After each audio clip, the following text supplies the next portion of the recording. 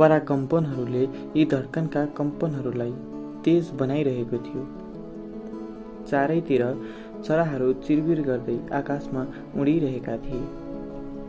कोठाभित्र थुनिएका एकतर्फी प्रेमीहरू बाहिरी हावासँग चुम्बन गर्न निस्कँदै थिए। फोनको नेटवर्कहरू गन्तव्य अगावै टुङ्गिसकेका थिए। एक अर्काको हात समात्दै, कोही रोडमा त कोही खाली चौरहरूमा डरलाई हिम्मत बनाउन खोज्दै थिए। कोही धरारा ढल्यो भन्छन्, कोही कतै जमिन फाट्यो अरे भन्छन्। घरवास लडिएर पुगेका मान्छेहरूको संख्या रेडियो कार्यक्रममा बढ्दो लहरमा थियो। अन्त्य यही नै हो जस्तो आभास भइरहेको थियो। बल्ल बल्ल फोनले मेरो घरसम्मको गन्तव्य भेटायो। मम्मी बहिनी सबै ठिक हुनुहुन्छ भन्ने खबरले म निकै खुसी भएको थिएँ। काठमाडौँको सहर बसाइ कस्तो छ छोरा, घरभित्र नबसाइ भन्दै मम्मीको मायाले पुरा ठाउँ नपाउँदै फेरि फोनको नेटवर्क टुङ्गिसकेको थियो। मानिसहरूको रुवावासी, रेड क्रस, रोटरी क्लब जस्ता युवाहरूको जमात सहयोगमा निरन्तर जुटिरहेको थियो। सबै बाँचिन्छ कि मरिन्छ दोधारमा थिए। काठमाडौँको ठाउँ खाली जग्गा कहीँ मात्र थियो। त्यही पनि मान्छेहरूको भिडले खुट्टा टेकाउन मिल्ने ठाउँ भने कहीँ कतै थिएन। कोठावालाहरू र घरबेटीको सम्बन्ध पनि यति सुमधुर हुने रहेछ है। यी कुराहरू स्पष्ट झुल्किरहेका थिए। एसएलसी पछि घुम्न भनेर पहिलोचोटि काठमाडौँलाई यी पैतालाले चुम्बन गरेको थियो। निकै हर्षित यो मन काठमाडौँको रमणीय दृश्यहरूभन्दा बढी चिच्चाहाट र भत्किएका संरचनाहरू भए केही दिमागमा भने बस्न सकेन। सहरमा मरिन्छ भन्ने डरले कति मान्छेहरू गाउँतिर्फ प्रस्थान गर्दै थिए। सडकमा गाडीको र मान्छेको चाप निकै बाक्लो थियो।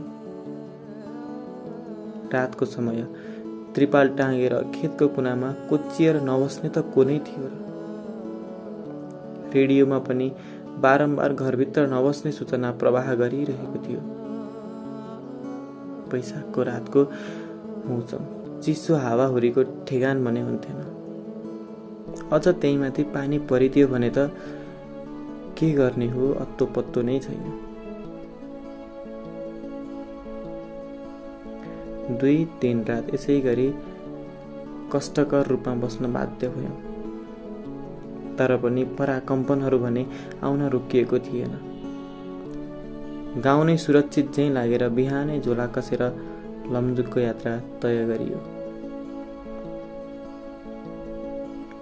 मान्छे यति मरे, मान्छे उति घाइते भए। गाडीभित्र पनि मान्छेहरू निकै चाख लिई कुरा गर्दै थिए। म भने आफ्नै सुरमा ती बाहिर भत्किएका घरहरूलाई हेर्दै कति बेला घर पुगिन्छ भन्दै घडीमा नजर लगाइरहेको थिएँ।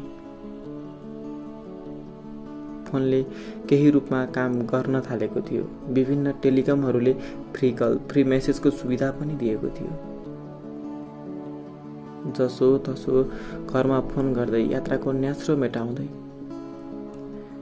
5 घण्टामा सकिने यात्रा 9 घण्टा लगाएर मम्मीको काखमा पुग्न सफल भएँ।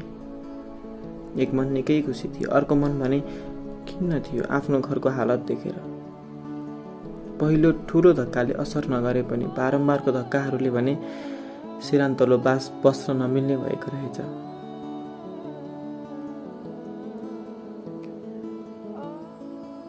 घरभित्र बस्न नमिल्नेहरूलाई भन्दै गाविसले कालो त्रिपाल बाँडेको रहेछ। गर्मीको मौसम मकैबारीको कुनामा कालो त्रिपाल मुनि। साँच्चै अवस्था निकै दयनीय थियो। गर्मीले गुम्सिएर उसिनिएला जस्तो हुन्थ्यो। बिस्तारै अवस्था साम्य हुँदै गयो।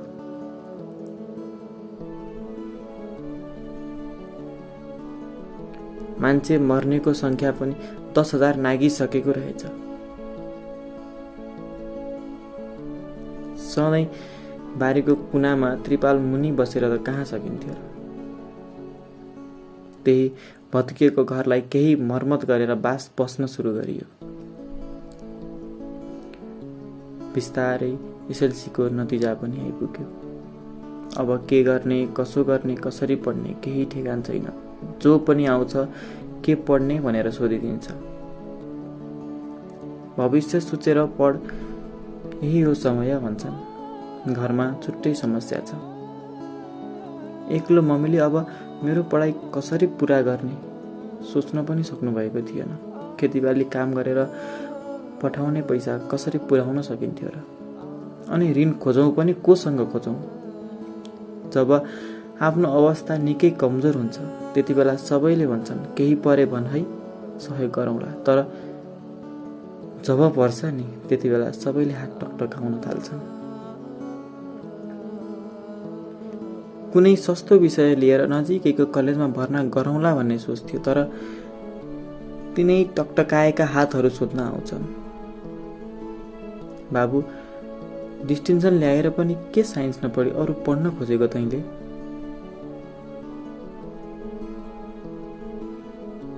पढ्न चाहेर पढ्न खोजेर हुँदैन नि हजुर। महिनाको 15-20 हजार त कलेजलाई नै तिर्नुपर्छ। त्यति धेरै रकम खर्च गर्न सक्ने हैसियत मेरो कहाँ नै छ र? पढाइ सुरु हुँदै थियो। सबै साथीहरू भर्ना गरेर पढ्न थालिसकेछन्। मैले भने के गर्ने कसो गर्ने अझै अन्योलमा नै थिएँ। यस्तो समयमा कोही नहुनेको भगवान हुन्छ भन्छन्। खुसी छु सायद भगवान हुँदा रहेछन् भन्नेमा। बजारमा एक साउले मेरो कलेजको फी तिरिदिने कुरा भएको रहेछ। साइन्स पढ्नको लागि त्यही नजिकको कलेजमा भर्ना हुने भए। मामा घर पनि त्यही ठाउँमा भएकाले बस्नका लागि भने ठाउँ खोज्नु परेन। कलेजको पहिलो दिन निकै अन्योलमा थिए। भक्ति नमुना उच्च माध्यमिक विद्यालय बटेवडार लमजुङ। एक हर्ष जोडेर त्यही नामलाई साथ लिएर गेटभित्र छिरे। सुन्नुस् न, 11 साइन्सको पढाइ कुन कक्षामा हुन्छ? सेतो टी सर्ट, कालो प्यान्ट, जुत्ताको टक टक आवाजमा उनी मतिर बढ्दै थिइन्।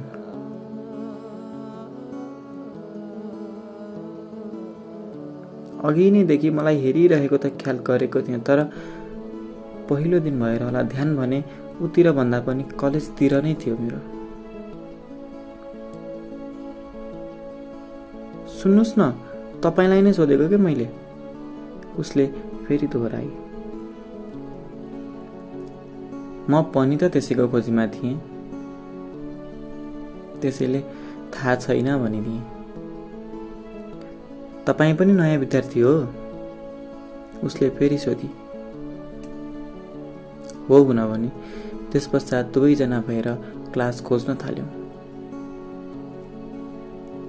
क्लास त भेटायौं, तर ढिलो भइसकेकाले क्लासभित्र सबैजना आइसकेका रहेछन्। खाली भनेको पहिलो बेन्च मात्रै थियो। यति धेरै विद्यार्थी एउटै क्लासमा म पहिलोचोटि देख्दै थिएँ। सबैका आँखा मैतिर हेर्दैछ जस्तो लागिरहेको थियो। सरले कुन कुन विषय पढ्नुपर्छ, कसरी पढ्नुपर्छ भनेर केही जानकारी दिँदै हुनुहुन्थ्यो। आफूलाई भित्रभित्र निकै अप्ठ्यारो महसुस भइरहेको थियो। लाग्दै थियो कि यो कक्षामा सबै एक अर्कासँग परिचित छन् अनि म एक्लो छु अपरिचित भन्ने।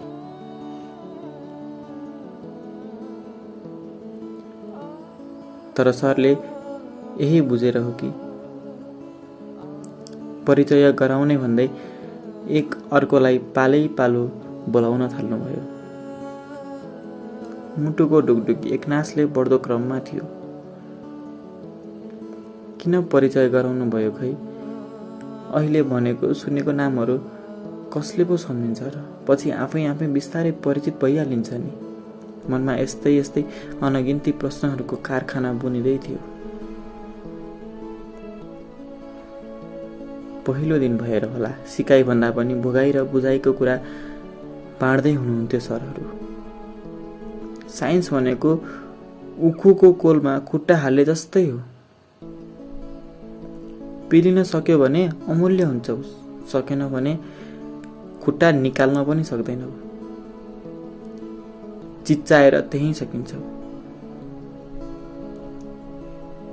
केमिस्ट्री पढाउने सरको यो डायलगले छुट्टै साहस अनि पीडा थपिदिएको थियो। यसै गरी पहिलो दिनका सबै क्लासहरू सकिँदै गए।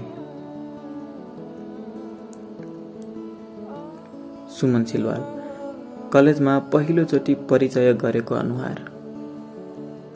बस्ने कोठा पनि मेरो नजिकै रहेछ, अब सजिलो हुने भयो भन्ने लाग्यो। यसै गरी बिस्तारै साथीहरू अरू पनि चिनिँदै गए।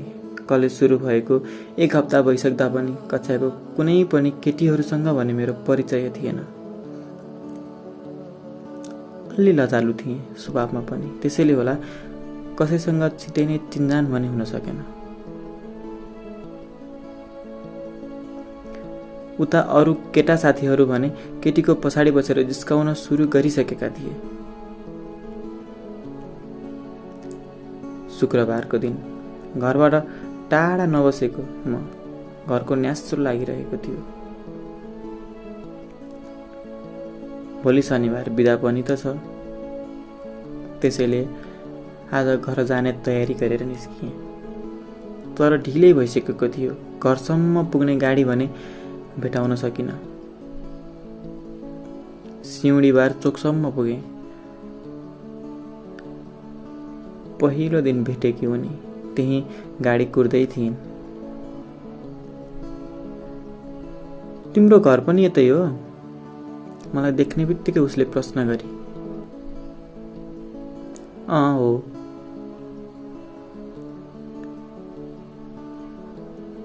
त्यति भनेर मैले कुरा त्यहीँ टारिदिएँ। धेरै बेर नै भयो, गाडी आएको छैन, हिँडेर जाउँ न। ऊ फेरि बोली। चिन्नु नजान्नु ढुङ्गाले हान्नु। म अकमक्क भएँ, यताउता आँखा डुलाउन थालेँ। अरू कसैलाई हो कि भन्ने सोचले। मैले तिमीलाई नै भनेको हो। ऊ फेरि बोली। गाडी आउने आश हराएकाले मैले पनि हुन्छ भनिदिएँ। अप्ठ्यारो त महसुस भइरहेको थियो। एक केटा एक केटी, न त कुनै परिचय नै छ न त केही सम्बन्ध नै। बस आफ्नो गन्तव्यको सहारा एकले अर्कोलाई देखिरहेका छौँ।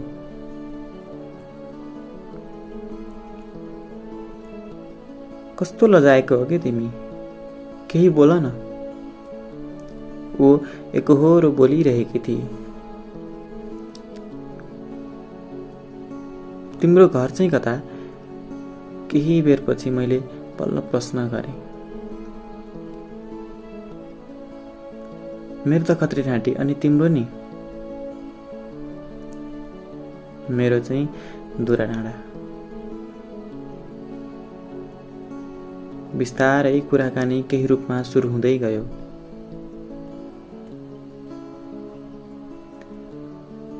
मेरो नाम थाहा छ तिमीलाई?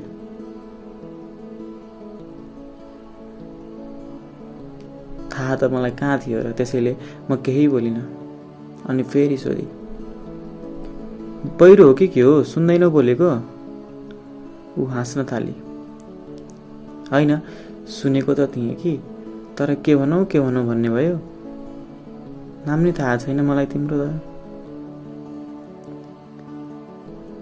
अनि नाम नै थाहा नभएको मान्छेसँग हिँड्दैछौ, जान्ने कोसिस पनि गर्दैनौ त?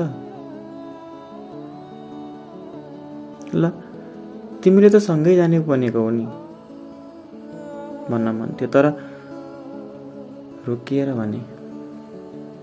भन न, तिम्रो नाम के हो? बल्ल सोध्यो है। तर म अहिले भन्दिनँ नि। कस्तो होला, आफै नाम सुन्न लगाउने अनि नाम चाहिँ भन्दिनँ। एक मन त रिसायो, तर होस्, जरुरत नै किन छ र मलाई त्यो नामको? यही भन्दै थियो अर्को मन। पहिरेको उकालो उक्लँदै थियौँ। बिस्तारै पानीले पैताला स्पर्श गर्न थाल्यो। उसले झोलाबाट छाता निकाली। मसँग भने छाता थिएन। अब एउटै छाता मुनि दुवैजना ओत लगाउनु पर्ने भयो। कस्तो निष्ठुरी मौसम! किन गाँस्न खोज्दैछ हामीलाई एक अर्कोमा। मेरो हातलाई अँगालेर कसिलो गरेर समातेर भने, ल्याउ यो समात, अग्लो तिमी नै त छौ। छाता मैले समात्न पर्ने भयो। तिमी त छाता ओढाउन पनि जान्दो रहेनछौ, अलि माथि उचाल न, पानीले हात भिजाउन लाग्यो। यस्तै यस्तै कुरा ऊ गरिरहेकी थिए। बिस्तारै बाटोहरू छुटाउँदै कुरा गर्दै खत्रीठाँटीसम्म पुगियो। अब हामी छुटिनु पर्ने थियो, तर विडम्बना पानी भने पर्न छोडेको थिएन। मसँग छाता पनि थिएन। अनि महोदय अब रुच्दै जाने त होला नि? होइन, तिम्रो छाता लैजाऊ कि भन्ने सोचेको म त। ऊ हाँस्दै बोली, अनि मेरो छाता म नै रुच्दै जाने? म केही बोलिन।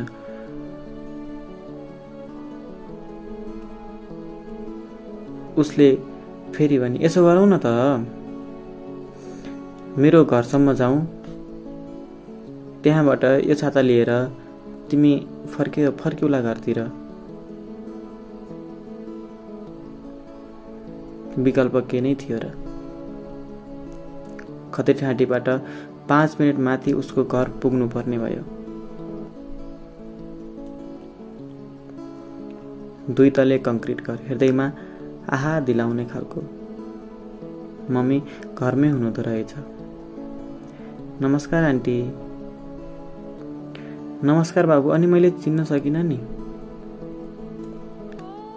मम्मी मेरो सँगै पढ्ने साथी हो के? रुच्दै जानुभन्दा मेरो घरसम्म हिँड, छाता लिएर जाउलाउ भनेर मैले लिएर आएको। उसँग छाता पनि रहेनछ। अनि निकै मिलनसार हुँदो रहेछ मम्मी। एकछिन बसेर निकै भलाकुसारी गरियो। आन्टी म जान्छु नि, ल ढिलो हुन्छ फेरि। कृति, खै साथीलाई चिया बनाएर दिनु पर्दैन? आन्टीले उसलाई बोलाउन उसको नाम भनेको मैले थाहा पाइहालेँ। होइन आन्टी, मलाई ढिलो हुन्छ, म लाग्छु नि है। यति भन्दै म उसँग बिदा लिएर त्यहाँबाट निस्किएँ।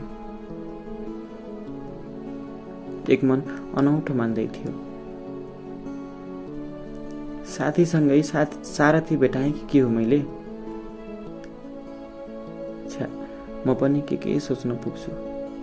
होस्, केही छैन, घर पुगेर फेसबुकमा खोज्छु उसलाई। यस्तै सोच्दै हिँडिरहेको थिएँ। घर पुग्ने बेला, खाना खाने बेला भइसकेको रहेछ। बिस्तारै खाना खाँदै मम्मी बहिनीसँग धेरै लामो समयदेखि रोकेका कुराकानीहरू सुरु गर्न थालियो।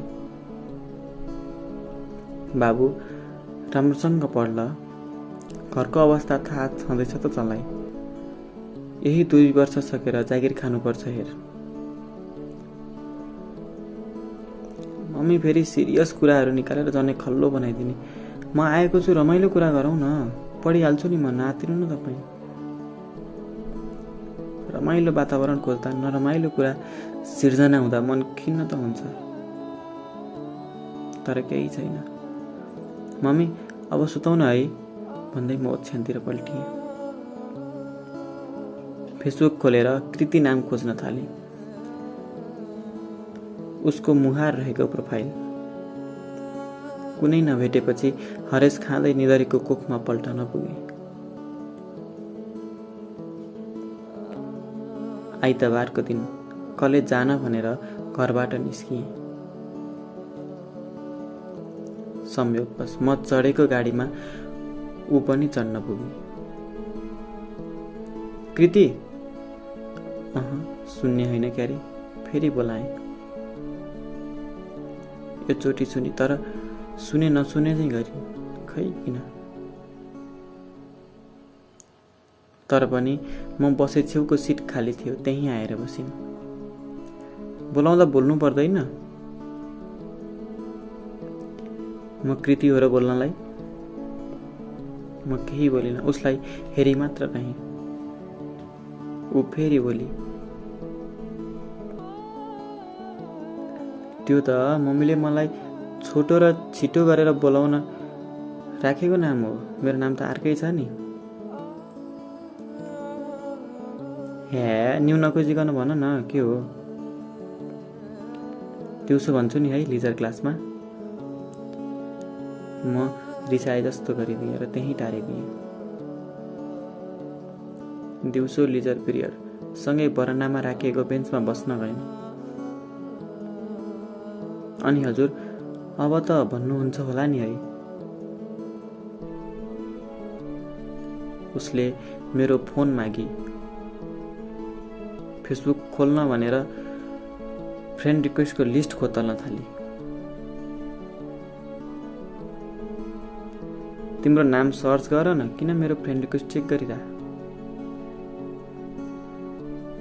एकछिन चुप लाग। यति भनेर ऊ फेरि खोज्न थाली।